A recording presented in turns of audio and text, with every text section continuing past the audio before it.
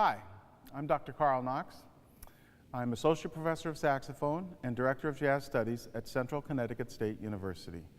I'm here today to talk to you about the regional audition material for the 2016 regional auditions in Connecticut. For classical saxophone, the auditions for alto, tenor, and baritone are identical, so I'll be playing them today on the alto. The auditions are divided into three sections. First, scales, secondly, an etude, and third, sight reading. For the scale portion, you're required to play major scales and the chromatic scale. For the saxophone, there are 7 major scales required, 5 of which are 2-octave scales and 2 of which are 1 octave. I can tell you that almost never are the 1-octave scales required. It's almost always 2-octave scales. That doesn't mean you shouldn't practice the 1-octave scales. Please make sure you do, but concentrate mainly on the 2-octave scales. The major scales are done at a tempo of quarter note equals 60, and they are articulated, so you must hum. Also pay special attention to the 8th note pattern at the end of the scale pattern, so that you have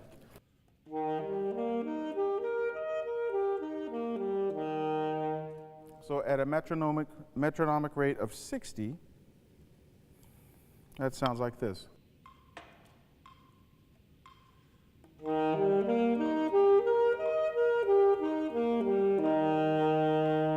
Very often we hear all sorts of syncopated patterns and things that don't sound like triplets, so make sure that when you're playing your scale, at the end, the triplet pattern sounds exactly like an 8th note triplet with a quarter note beat.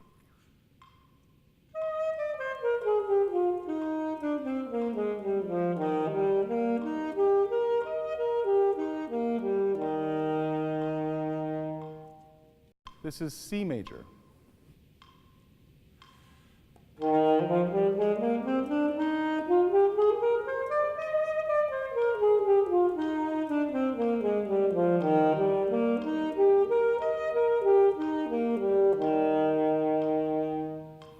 F major.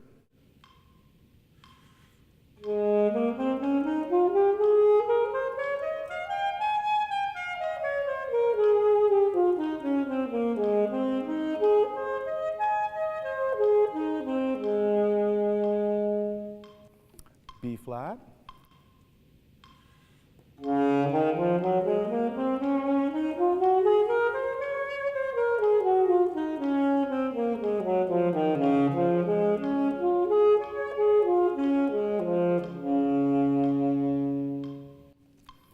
E flat.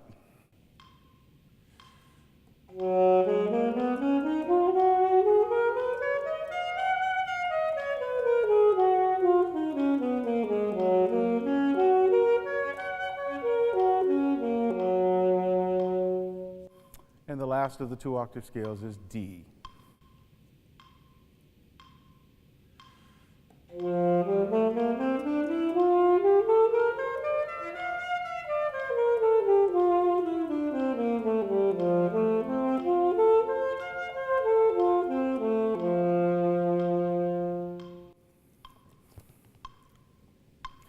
You will also be required to play a chromatic scale. The chromatic scale is the same tempo marking, quarter note equals 60, but the scale is divided into sextuplets, 16th note sextuplets, so 6 16th notes per beat. And again, practice it with a metronome, and the chromatic scale is from low C to high C, and it's slurred.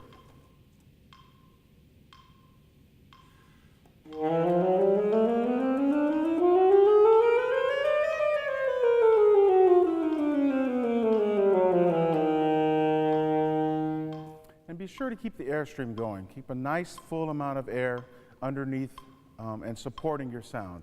Once more.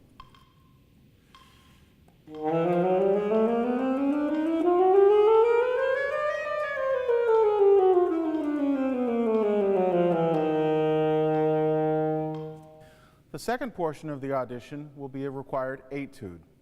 This year, it's etude number 4 from the J.L. Small book, 27 Melodious and Rhythmical Exercises. This particular etude doesn't pose many technical difficulties. However, there is one major rhythmical difficulty, and that is the dotted 8/16 rhythm. I suggest you get a metronome that will subdivide the beat into 4 sections. This is a Dr. Beat DB60. Here's the quarter note beat. And this happens to be quarter note equals 85. I'm now going to add the other parts of the beat. Now we hear all four parts of the beat. Da, da, da, da, da, da, da, da, da. I'm not even singing it quite with it. Da, da, da, da, da, da, da, da, da. What happens is musicians will tend to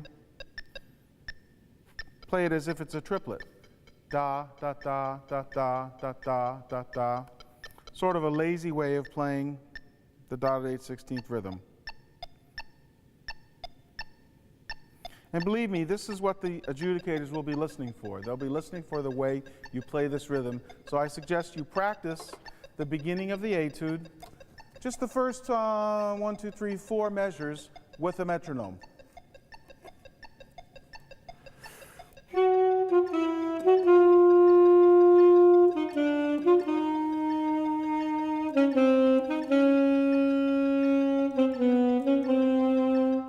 Over and over again until you become really comfortable.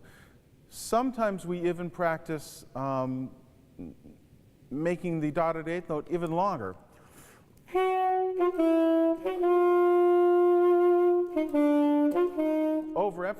Emphasizing that particular rhythm.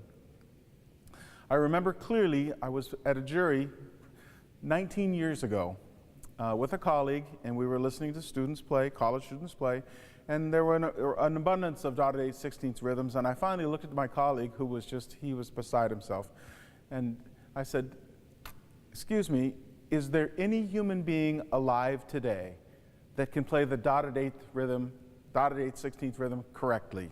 And he said emphatically, "No." So you know that you're going to have difficulty with this particular rhythm, so I suggest you really work on it, especially with a metronome.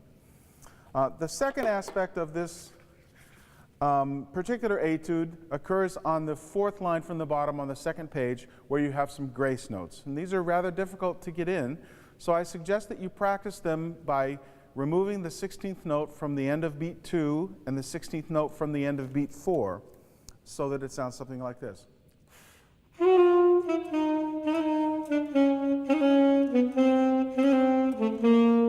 And once you have that really under your fingers, then add the 16th note back in.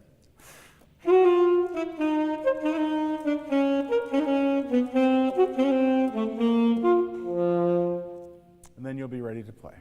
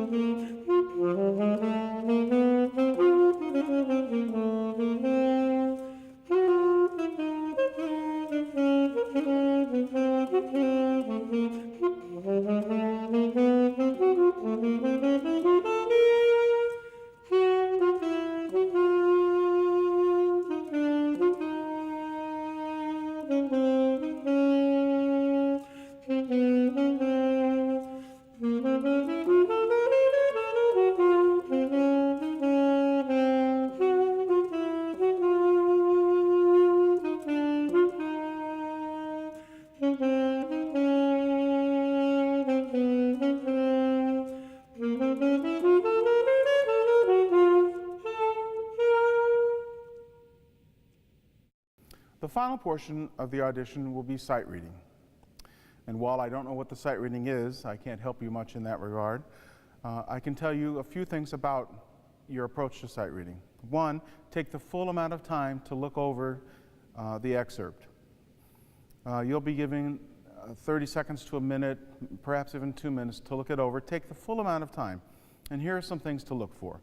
Look at the key signature, look at the time signature, look at the tempo marking, and also look for any accidentals throughout the piece. Double sharps, double flats, something that seems a bit odd.